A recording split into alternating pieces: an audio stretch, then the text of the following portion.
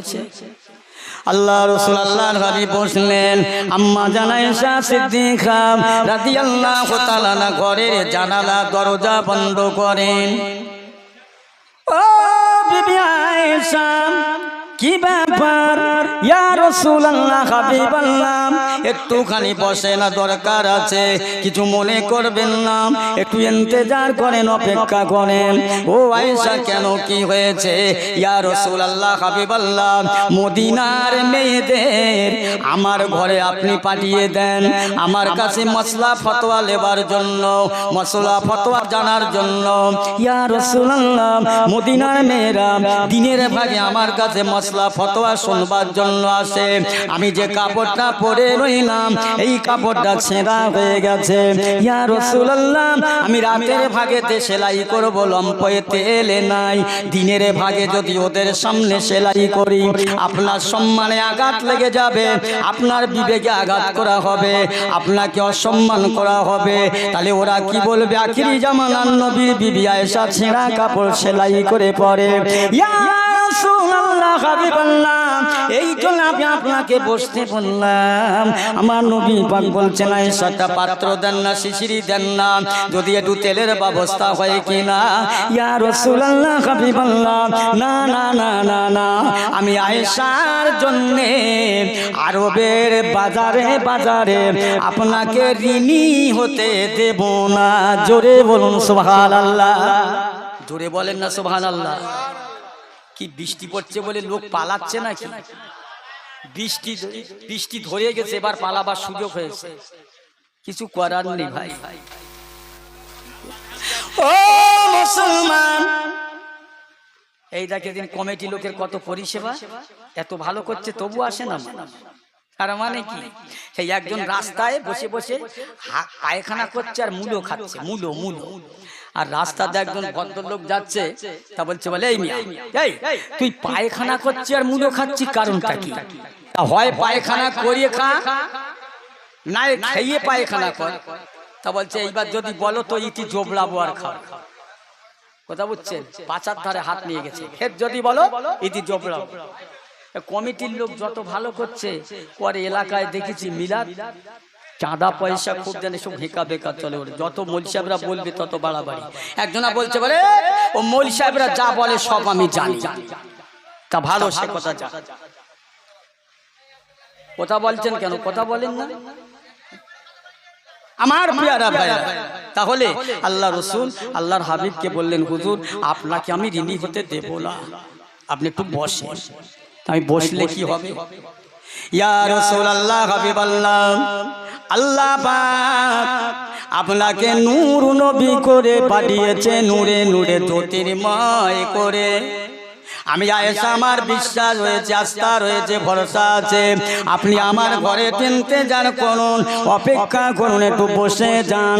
আপনার নূরে নূরে নূরে নূরে নূরে নূরে আমি আয়েশার ঘরটা নূরে নূরান্বিত হবে, গুলজার হয়ে যাবে। আমি আমার সূচের ছিদ্রতে আপনার নূরে দেখতে পাবো, শীতটা সেলাই পরিয়ে নিয়ে আমি আয়েশার ছেঁড়া কাপড়টা সেলাই করে নেব, আপনার তেলের দরকার হবে না।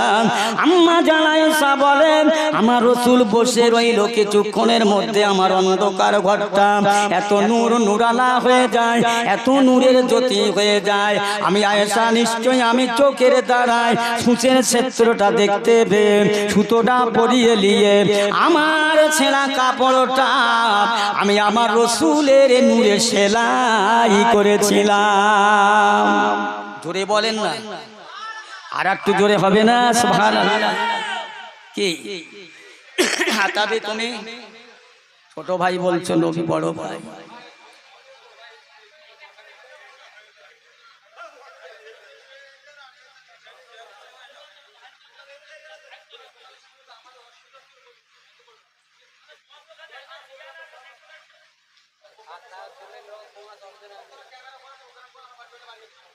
আমার ভাইরা, দোস্তেরা, যাবে আল্লাহ ওয়ালা গনেরা। তাহলে সেই বিশ্ব নবী দিবস, বিশ্ব নবী দিবস সংক্ষেপ আল্লাহ দু চার কথা বলাচ্ছি।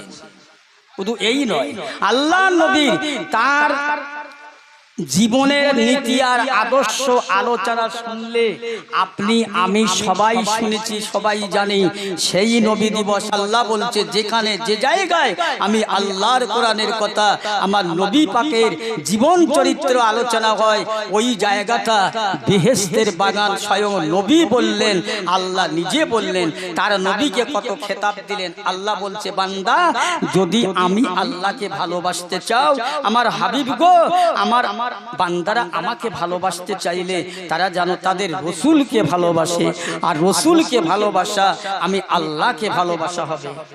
বলুন তো, রসুলের মনে কোনো হিংসা ছিল? রসুলের মনে কারো প্রতি নির্দয়া নির্মমতা ছিল?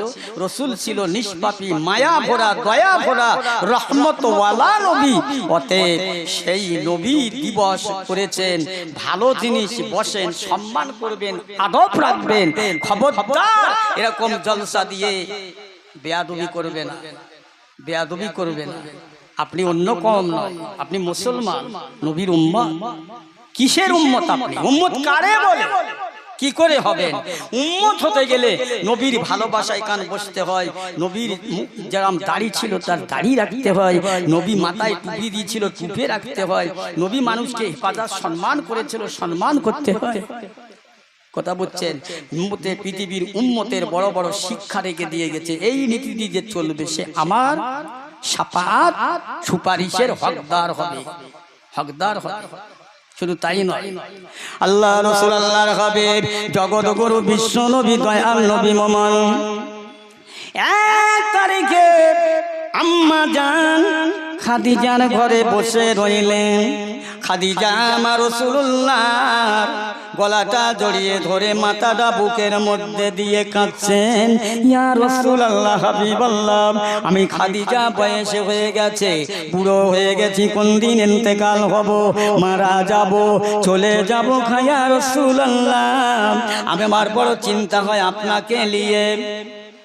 ইয়া হাবিবাল্লাহ, আমি আদি খাদিজা, আপনাকে আমার বড় চিন্তা হয়। আম্মা জান খাদিজা আল্লাহর নবীকে জোরে এত কান্না কাঁদে, চোখের পানি ঝরঝর করে ঝরে যায়। আমার রাসূলুল্লাহ তার বেটি ফাতেমাকে ডাকলেন, ফাতেমা আয় না মাম, একবার কাছে আয় না, তোমার আম্মু জান এত কাঁদছেন কেন, একবার শুনে দেখো না, আমি কান্না থামাতে পারি না। ফাতেমা গিয়ে আম্মা জান খাদিজার মাথাটা ধরে বলছে, আম্মু জান এত কান্না কাঁদছেন কেন, এত রোনাজারি করছেন কেন? ও ফাতেমা, আমি কাঁদছি এই জন্য, তোমার আব্বা জানকে তায়েবের মানুষেরা মেরে রক্তাক্ত করে দিল, উহুদের ময়দানে দান মোবারক শহীদ করে দিল, মক্কা ছেড়ে মদিনায় তাড়িয়ে দিল। একমাত্র দিনের দাওয়াত দিতে গিয়ে, ইসলামের দাওয়াত দিতে গিয়ে, মানুষের কাছে হক কথা বলতে গিয়ে ইহুদি নাসারাদের কাছে আমার তোমার নবী মার খেয়েছে গো মা, তোমার আব্বা জান এত কষ্ট পেয়েছে। ও ফাতেমা, আমার ইন্তেকালের পরে আমি খাদিজা বুড়ো হয়ে গেছি, বয়স হয়ে গেছে, না জানি কবে মারা যাব। তোমার আব্বা জানের আবার যদি এইরকম হয় কে দেখবে? আমি খাদিজা যদি মারা যাই। আম্মা জান ফাতেমা বলে, আম্মি জান কেঁদবেন না, চিন্তা করবেন না, কাঁদবেন না, আমি ফাতেমা যখন বেঁচে আছি আমার আব্বা জানের দেখবো, তারপর দেখা যাবে কি হয়। আম্মা জান খাদিজা আল্লাহর নবীর হাতটা ধরে, গলাটা ধরে, ইয়া রাসূলুল্লাহ, হাবিবাল্লাহ, একবার শুনুন, আমি খাদিজার একটা ওসিয়াত আপনি মানেন। বলো খাদিজা। ইয়া রাসূলুল্লাহ, হাবিবাল্লাহ, আমি খাদিজা বয়স হয়ে গেছে, বড় হয়ে গেছে, আমার বয়স হয়ে কোন দিন মারা যাব, আপনার কাছে আমার একটা ওসিয়াত, আমার ইন্তেকালের বাদে, মরণের বাদে, ইয়া রাসূলুল্লাহ, আমার জাপন কাপড়টা, আমার মলাশের কাপড়টা মদিনার বাজারে থেকে বিক্রি করে কিনে আনবে না, ক্রয় করবে না। তবে খাদিজা কি করব? ইয়া রাসূলুল্লাহ হাবিবাল্লাহ, আপনার আমামা, আপনার জুব্বা, আপনার পাজামা আমি খাদিজার জন্য কাপন হিসাবে সেলাই করে রাখলাম। ও খাদিজা, আমি রাসূলুল্লাহর জামা হিসাবে, আমার রাসূলুল্লাহর টুপি, মাথার আমামা, পাজামা, তুমি কি বোঝো? তোমার কি ধারণা? ইয়া রাসূলুল্লাহ হাবিবাল্লাহ, আপনার জামা, আপনার জুব্বা, আপনার পাজামা আমাকে কাপন করে দেবে। আমি মেয়ে ছেলে খাদিজা, আমি কবরে চলে যাব। যদি মনকে দিয়ে আমার কাছে কবর ঠেলে আসে, ছুটে আসে আমাকে চাপ দেওয়ার জন্য, ইয়া রাসূলুল্লাহ, ইয়া হাবিবাল্লাহ, আমি খাদিজা এতটুকু বলতে পারবো, ওরে কবর আমাকে চাপ দেওয়ার আগে চিন্তা কর, একবার ভেবেলে মাটি তোকে না বানাবার আগে আমার নবীকে বানিয়েছে, রসুলকে বানিয়েছে, সেই রসুলের গায়ের পোশাক আমার কাপন করা রইল।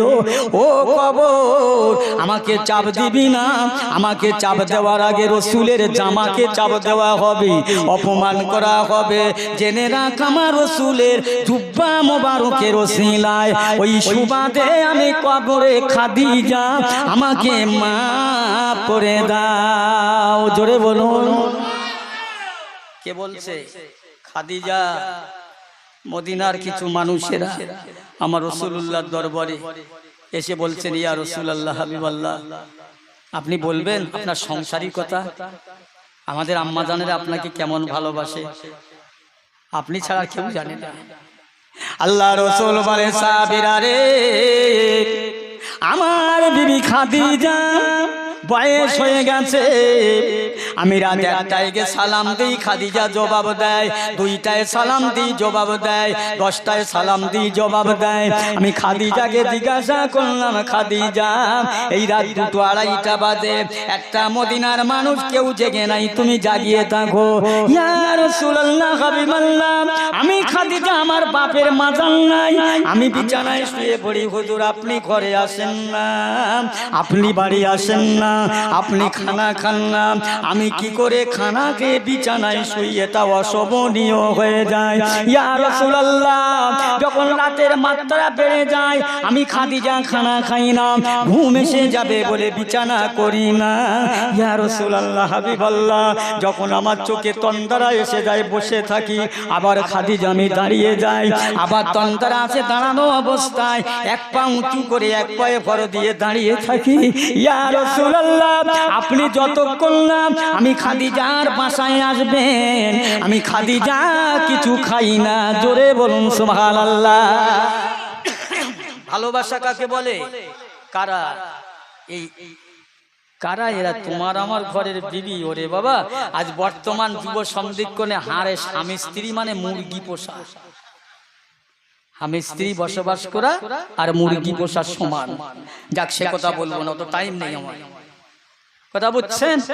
আল্লাহর নবী বলছেন, খাদিজা তুমি আমার জামা, আমার জুব্বার এত ধারণা করো।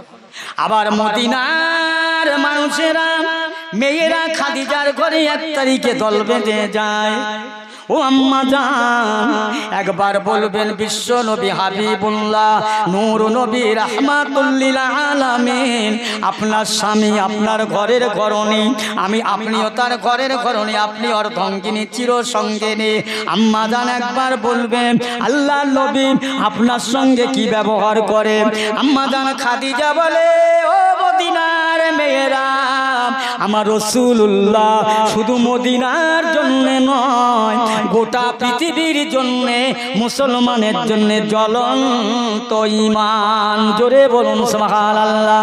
গোটা বিশ্ব মুসলমানের জন্য নবী আমার গোটা জ্বলন্ত কোরআন। আর একবার জোরে বলুন সুবহানাল্লাহ।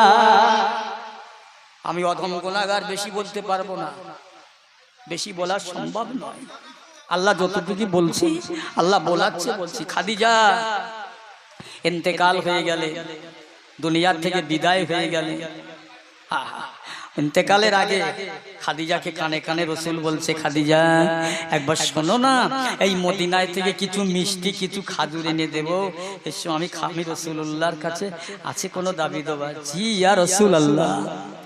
এ খাদিজা, বাবের অগাধ সম্পদ, স্থাবর অস্থাবর সম্পত্তি আমি রাসূলুল্লাহর কাছে ন্যস্ত করে দিয়েছিলে। আমি রাসূলুল্লাহ সমস্ত আরব জগতের গরীব দিন দুঃখী মানুষের দান করে দিয়েছি। খাদিজা, তোমার অবদানের তুলনা নেই। একবার বলো, আমি রাসূলুল্লাহর কাছে কিছু খেতে চাও? খাদিজা বলেছিলেন, ইয়া রাসূলুল্লাহ, হাবিবাল্লাহ, আমি খাদিজা কচি যদি দাবি করি অপমান করা হবে, লোকেরা ভাববে খাদিজার এত সম্পত্তি রাসূলকে দিয়েছিল, দাবি করে খেয়ে গেছে। না না খাদিজা, ওটা কোনো কথা না। না না হুজুর, আপনি বসেন, আমার আর একটা ওসিয়াত মানবেন? বলো। ইয়া রাসূলুল্লাহ, হাবিবাল্লাহ, আমি খাদিজা মেয়ে ছেলে মানুষ, মরে যাব মরণের পরে, ইন্তেকালের পরে আমার লাশটার জন্য কবর তৈরি করবেন। ইয়া রাসূলুল্লাহ, হাবিবাল্লাহ, আমি আপনাকে ভালোবাসি, আপনি আমাকে বিবি হিসাবে ভালোবাসেন। এই ভালোবাসার দাবিতে, ভালোবাসার খাতিরে আমি আপনার ঘরের অরণি অর্ধঙ্গিনী। ইয়া রাসূলুল্লাহ, আমি খাদিজা মেয়ে ছেলে, আমার বড় ভয় হয় কবরের। ইয়া রাসূলুল্লাহ, ইয়া হাবিবাল্লাহ, আমার কবরে যখন শুইয়ে দিয়ে চলে আসবেন, সবাই আসবেন, আপনি অপেক্ষা করবেন, দাঁড়িয়ে থাকবেন, কেননা মন কেনলে কি সওয়াল করবে। আমি খাদিজা কিছু জানি না, আমি খাদিজা কিছু বুঝি না, আমি প্রশ্নের জবাব হয়তো দিতে পারবো না। ইয়া রাসূলুল্লাহ, আমার স্বামী হিসাবে আপনার বিধি, আমি একটু দাঁড়িয়ে থাকবেন, ওয়েট করবেন, অপেক্ষা করবেন। আমি খাদিজার যখন প্রশ্ন করবে, ওই প্রশ্নের জবাবটা আমি খাদিজার হয়ে দিয়ে দেবে। জোরে বলুন সুবহানাল্লাহ। কি বিশ্বাস, কি ভালোবাসা! আল্লাহ নবী, আল্লাহ রাসূল কেন বলি, ইয়া রাসূলুল্লাহ, হাবিবাল্লাহ, আমার কবর তৈরি করা হবে, আমার লাশ শোয়াবার আগে আপনি আমার কবরে নেমে যাবেন, আমি খাদিজার কবরে তুই গোড়াগড়ি খাবেন। আপনার নূরের চেহারা বদনে ছোঁয়া লেগে আমার কবরের মাটি হয়তো আমাকে চাপ দেবে না।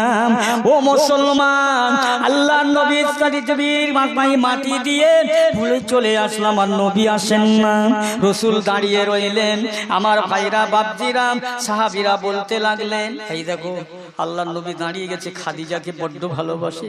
হুজুর, খাদিজা বুড়ো মানুষ, বুড়ি, ওকে নিয়ে এত চিন্তা কেন? আসুন, আপনার অনেক অনেক যুবতী বিবিরা আছে। রাসূল বলছে, এই সাহাবীরা, ও কথা বলো, ও সাহাবীরা, তোমরা জানো না আমি খাদিজা আমাকে কত ভালোবাসি, আমাকে খাদিজা কত ভালোবাসে। ও মদিনার জওয়ানেরা, ও তরুণেরা, নজওয়ান যুবকেরা, সাহাবীরা, আমি রাসূলুল্লাহ, আমি বাড়ি থেকে চলে গিয়েছিলাম আবু কুবাইস পাহাড়ের ওপরে, কত না দিন গেল, রাত গেল, আমার খাদিজা আমাকে মহব্বত করে 41 দিন ওখানে ছিলাম, রুটি আর খাতো পানি নিয়ে। খাদিজা এত কষ্ট করে পাহাড় জাপটি করে উঠে আমার খাতো আর পানিটা দিয়ে আসলেন। শুধু তাই নয়, ও মদিনার মানুষেরা, আমি রাসূলুল্লাহর কাছে যখন আমার কাছে ওহী আসলো, প্রথম জিবরাইল, আমি ভয় করলাম, চমকে গেলাম। খাদিজা আমাকে পাঁজা করে ধরে কম্বল চাপা দিয়ে বলে, ইয়া রাসূলুল্লাহ, এই তো খাদিজা আমি আছি। অনেক কথা, ও মদিনার মানুষেরা, খাদিজা আমাকে পরীক্ষা করছে। খাদিজা মাথার কাপড়টা ফেলে দিয়ে একটু অন্যরকম হলো, জিজ্ঞাসা করলেন, ইয়া রাসূলুল্লাহ, আপনি যার ভয় পাচ্ছেন সে কি আসছে বলে না? আবার খাদিজা মাথায় কাপড়টা তুলে দিলেন, আদব রাখলেন, পর্দা করলেন, আবার জিজ্ঞাসা করে, ইয়া রাসূলুল্লাহ, আবার কি ওই লোকটা আবার আপনার কাছে আসছে? জি হ্যাঁ, খাদিজা আবার আসছে। খাদিজা বলে, হুজুর চিন্তা করবেন না, অন্য কিছু নয়, ইনি হলেন আল্লাহর ফেরেশতা, সম্ভবত আপনার কাছে ওহী আনবে। জোরে বলুন সুবহানাল্লাহ। ও মদিনার মানুষেরা, তোমরা খাদিজাকে বুড়ি বলো না, ছোট করো না। আল্লাহ রাসূল, আল্লাহর হাবিব দাঁড়িয়ে রইলেন কবরের ধারে। খাদিজা প্রশ্ন করবে, মুনকের নাকি সওয়াল করবে, জবাব দিতে পারে না, দাঁড়িয়ে অপেক্ষা করছে। ফেরেশতা জিবরাইল আলাইহিস সালাম এসে, ইয়া রাসূলুল্লাহ, হাবিবাল্লাহ, কি খবর? ও ও জিবরাইল, আমার খাদিজা আমার কাছে ওসিয়াত করেছিল ফেরেশতা মুনকার নাকির ফেরেশতারা আসবে, সওয়াল করবে, প্রশ্ন করবে। আমি আমার বিবি খাদিজার বড় আশা, আমাকে প্রশ্নের জবাবটা দিতে বলে গেলেন, তাই দাঁড়িয়ে আছি। আল্লাহর ফেরেশতা জিবরিল বলছেন, ইয়া রাসূলুল্লাহ, হাবিবাল্লাহ, জান, খাদিজার প্রশ্ন হয়ে গেছে। আপনি যেমন খাদিজাকে ভালোবাসেন, আল্লাহর নবী খাদিজাকে স্নেহ করে মায়া করে খাদিজার মুখটা আল্লাহ পাকের আরশ পাকের দিকে ঘুরিয়ে নিয়েছেন। বলুন না সুবহানাল্লাহ, ধরে বলেন না সুবহানাল্লাহ। তাহলে নবীকে ভালোবাসা লাভ আছে না লস আছে আমি বোঝাতে পারবো না, নিজেরাই বুঝতে থাকেন। বোঝেন দরুদ শরীফ আল্লাহুম্মা।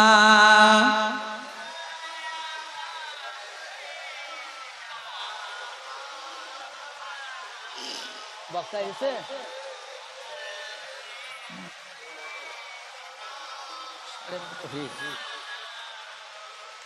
সালামেরি গজরা দরুদেরি হার, ভালোবেসে খোদা যাকে দিলেন উপহার, সে যে মোরে নূর নবী কামেলিওয়ালা, তাহার সানে পড়েন সবাই সাল্লে আলা। আল্লাহুম্মা সাল্লি আলা। আলহামদুলিল্লাহ ওয়া আলা আলি।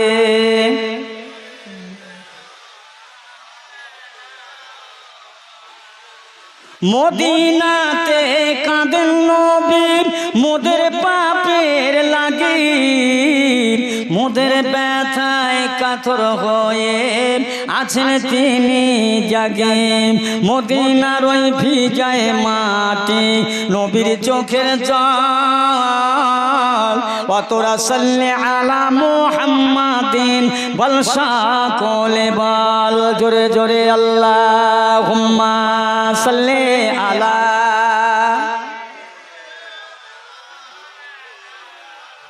ওয়া আলা আলি।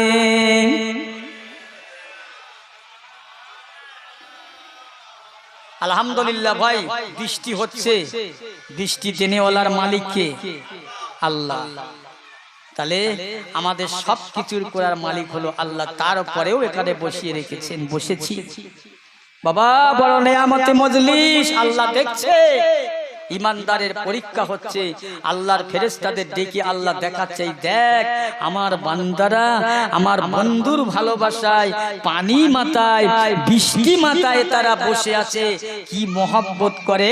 এই ফেরেশতা তোরা সাক্ষী থেকে যা, এই সব মানুষ আমার নবীর সুপারিশের হকদার হবে। জোরে বলুন সুবহানাল্লাহ। শাফায়াতের হকদার হবে। চিন্তা করেন, আল্লাহ আল্লাহর রসুল ছাড়া আমাদের কেউ থাকবে না, এখনো কেউ নেই, আখিরাতেও কেউ থাকবে না আল্লাহ আল্লাহ রসুল ছাড়া।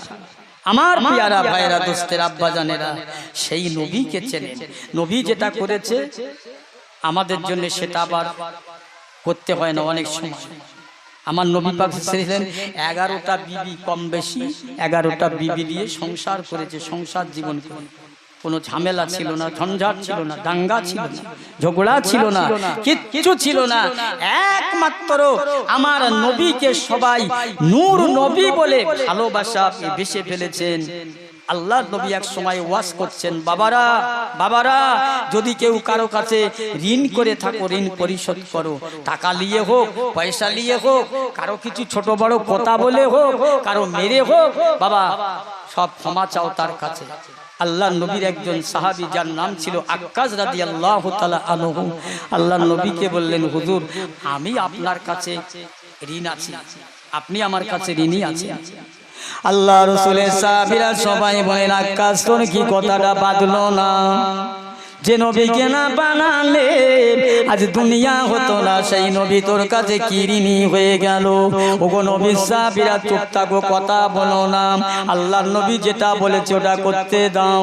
আল্লাহর নবী বললে বাবা কাজ দেরি করো না, সাহাবীরা চুপ হয়ে যাও, আমি নবী যেটা বলেছি এটা হক হক হক হক, এটা করতে দাও বাবা, কাজ নাও। আমি তোমার কাছে কি ঋণ করেছিলাম বলুন। ইয়া রাসূলুল্লাহ হাবিবাল্লাহ, কোন একটা জায়গায় গিয়ে আপনার হাতে চাবুক ছিল, চাবুকটা ঘুরিয়েছেন, আমার পিঠির চালে সজোরে লেগেছিল, এই চাবুক দিয়ে আপনার পিঠে আঘাত করব, এটা ঋণ শোধ হবে ইয়া রাসূলুল্লাহ।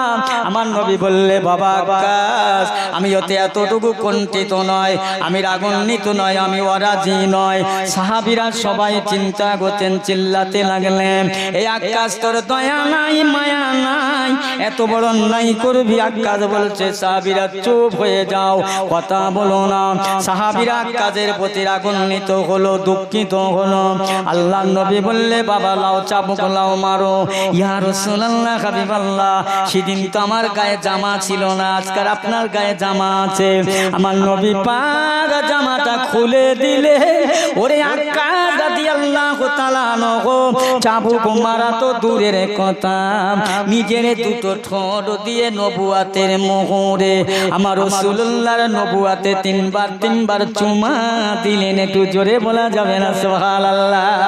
ইয়া রাসূলুল্লাহ হাবিবাল্লাহ, আমার বহুদিনেগার সম্ভব আশা, বহুদিনেগার আকাঙ্ক্ষা তামান্না, আমি কবে আপনার নবুয়াতে মোহর একটু চুমা দেব।